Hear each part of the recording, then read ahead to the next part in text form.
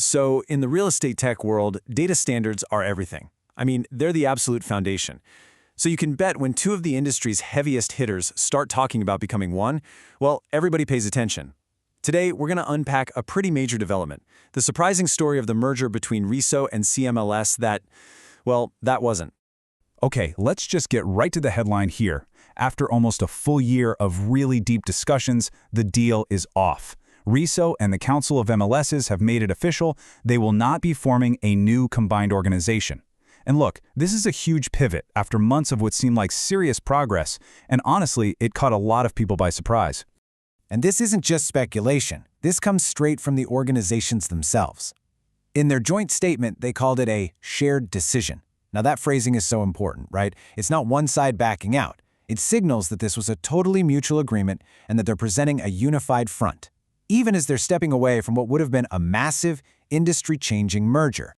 All right, so to really get why this is such a big deal, you have to understand who we're even talking about here. These are not small-time players. These two groups are basically foundational pillars of the entire real estate industry. So let's quickly meet the key players, RESO and CMLS. Think of it like this, okay? RESO, they're the architects. They're the ones who create the universal language, the data standards, that let all the different real estate technologies talk to each other without any hiccups. I mean, without RESO, our tech ecosystem would be absolute chaos. And then you have CMLS. They represent the cities, right? They're the collective voice for over 200 MLSs, the actual organizations on the front lines using RESO standards every single day to help millions of agents. So one of them builds the blueprint, and the other represents all the builders. Now, a decision this big, it doesn't just happen on a whim. This was the final stop on a long, and I mean incredibly deliberate journey that took up the better part of a year. And this was way more than just a casual chat over coffee. We are talking about meaningful dialogue. This is where leaders from both organizations got in a room and methodically explored what a combined future could actually look like. They were mapping out everything, how advocacy, standards, and leadership could all live under one roof. It was a serious, deeply invested effort from the very beginning. They even had a name for it, a disciplined evaluation. And that language tells you so much. This wasn't about power or just getting bigger for the sake of it. The real driving question was simple. What is the absolute best way to serve our members and the entire industry? That was their North Star for every single conversation they had. Which, of course, brings us to the million-dollar question.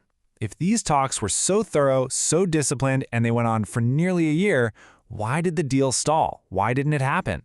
I mean, they clearly found a ton of common ground on their mission and what they wanted to accomplish. So what was the sticking point? What was the hurdle that in the end was just too high to get over? And here's the crucial answer. They were totally aligned on the why. Their missions lined up beautifully. The problem was the how. The joint statement points directly to significant structural and governance challenges.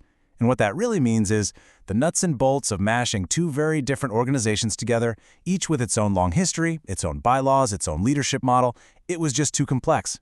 The changes they would have had to make were so massive that it actually risked breaking the very stability they were trying to build. But here's the twist. This is not a story about a failed deal. Nope.